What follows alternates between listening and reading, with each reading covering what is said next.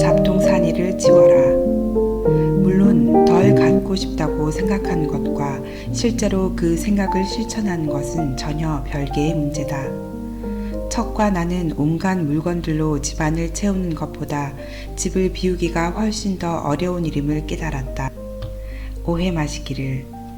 평상시 우리의 안락하고 아담한 방 3개, 욕실 2개짜리 집은 비교적 깔끔하고 깨끗하고 잡동사니가 없어 보인다.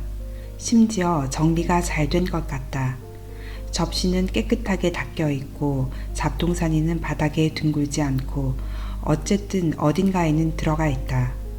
하지만 벽장이나 찬장, 보관함 문 뒤에 온갖 물건들이 쑤셔 박힌 채 도사리고 있다. 그리고 지하실에도, 특히 지하실에도. 때로 우리의 발전은 고통스러울 정도로 서서히 일어난다. 우리의 결혼 생활 거의 내내 물건을 사들이고 내버리는 것에 관해서만큼은 척과 나는 항상 충돌했다. 내 철학은 쉽게 사고 쉽게 버린다였다. 내 마음속 쇼핑 중독자는 물건을 사들이기를 좋아하지만 내 마음속의 결벽증 환자는 그걸 다 내다 버리고 싶어 한다. 반면 척은 거의 모든 물건을 사기 싫어한다. 그는 상가에 발을 들여놓는 것만 피할 수 있다면 무슨 짓이든 할 수 있는 사람이다. 그러나 한번 우리 집으로 들어온 물건은 절대로 나가는 꼴을 못 본다. 그에게 그것은 낭비를 뜻한다. 그의 생각은 틀린 게 아니다. 문제는 서로 다른 두 사람의 성격이 조합된 결과 우리 집이 한마디로 블랙홀이 되었다는 것이다. 무엇이든 한번 우리 집에 들어오면 무슨 일이 있어도 절대로 떠나지 않았다. 결국 진정한 그리고 지속되는 변화의 촉매제는 아이들 장난감을 내다 버린 사건이었다. 아이들에게 일어난 엄청난 변화를 바라보면서 과잉을 차단하는 것에서 오는 만족과 기쁨을 바라보면서 물질에 대한 나의 인식이 완전히 바뀌었다.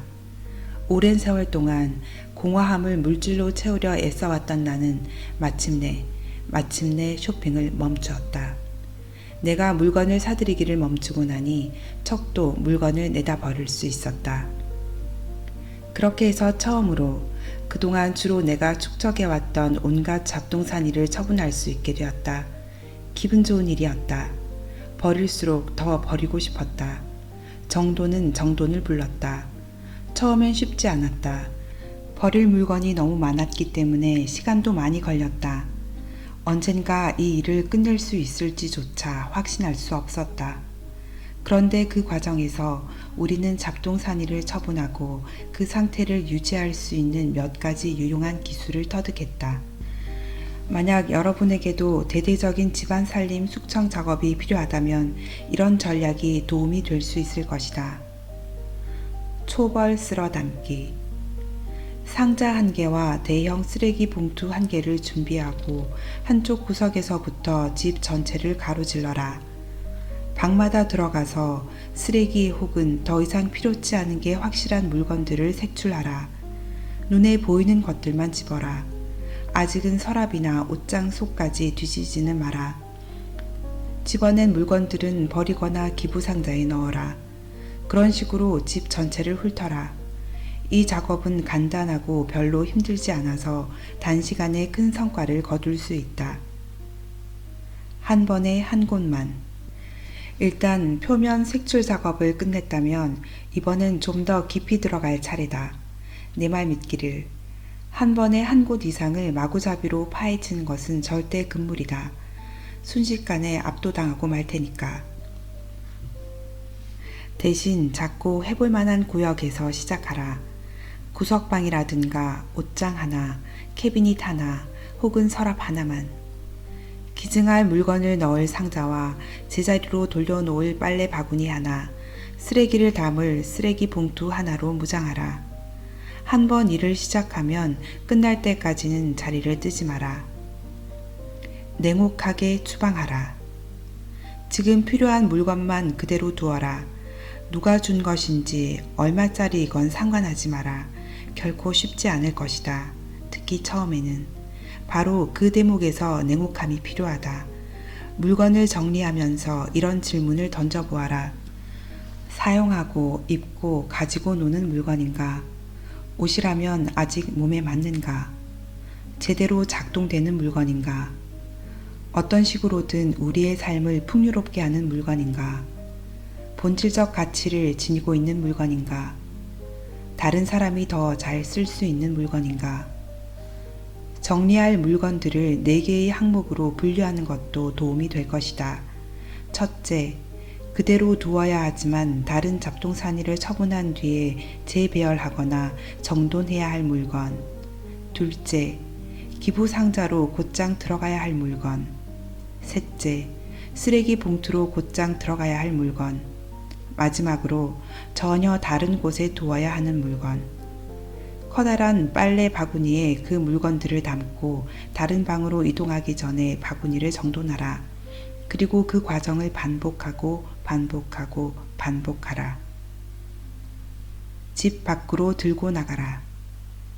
내놓을 물건들을 결정했다면 최대한 빨리 치워라. 기증할 물건 상자나 팔아야 할 물건 무더기를 차고나 지하실에서 몇 달씩 썩히지 마라. 결국 집안의 누군가가 그걸 뒤적일 것이고 잡동사니는 그 물건이 있던 자리로 곧바로 돌아올 것이다. 상자 하나를 채우자마자 차에 싣고 가장 가까운 기부센터로 최대한 빨리 달려가라. 창고 세일을 하거나 크레이그 리스트에서 물건을 팔 생각이라면 곧바로 실행하라. 함께 치워라. 잡동사니를 한꺼번에 전부 다 치워버릴 생각이라면 배우자와 합의하는 게 무엇보다 중요하다. 함께 치우거나 방마다 구역을 나누어 맡는다면 훨씬 더 효과적으로 일할 수 있을 뿐 아니라 당신을 격려해줄 동반자를 곁에 두는 셈이라 의욕도 생길 것이다. 아이들이 어느 정도 컸다면 그 과정에 동참하게 하고 함께 즐길 수도 있을 것이다. 아이들에게 물건을 팔게 하고 물건을 팔아 번 돈을 갖게 할 수도 있을 것이다. 당신의 전쟁을 우리와 잡동사니의 전쟁으로 선호하고 반드시 이길 각오로 임하라. 흐름을 차단하라. 우리 같은 쇼핑 고수들에게는 이 단계가 말도 못하게 힘들다. 만약 진정으로 잡동사니 없는 세상에서 살고 싶다면 물건을 사들이는 것 자체를 중단해야 한다. 물건을 집 안으로 들이는 것을 멈출 수만 있다면 무슨 짓이든 해라. 나에게 가장 좋은 해결책은 유혹을 최대한 피하는 것이었다. 심지어 지금도 타깃을 비롯한 할인 매장이나 쇼핑몰에 가면 살 것들이 눈에 띄인다. 한 가지도 아니고 여러 가지가 눈에 띄인다. 따라서 나에게 반드시 절대적으로 한치의 의심도 없이 필요한 물건이 없으면 나는 그곳에 가지 않는다. 중고품 할인점이나 창고 세일, 온라인 쇼핑몰 역시 마찬가지다. 싼 값이라고 해서 당신에게 꼭 필요한 물건은 아니다. 아무것도 사지 않는 것이 세일로 사는 것보다 항상 더 싸다. 선을 그어라. 우리는 그 어느 때보다 과잉과 낭비의 시대에 살고 있다. 불과 50년에서 60년 전만 해도 대부분의 여자들이 몇 벌의 옷과 구두 한 켤레로 지냈지만 요즘은 옷장 한가득 옷이 걸려있는 걸 아무렇지도 않게 생각한다. 휴일과 생일에는 한두 가지 선물이 아니라 선물 세례 속에 지내고 우리의 부엌과 욕실은 온갖 주방용품과 장식품, 각종 용품으로 넘쳐난다. 모든 것을 살 수 있는 시대이고 살 수 있는 여유가 있는 경우도 많기 때문에 스스로 선을 그으려고 노력해야만 한다. 내가 터득한 방법 중 한 가지는 침실 벽장을 정리하는 방법인데 벽장 옷걸이 숫자를 40개로 제한하는 것이다.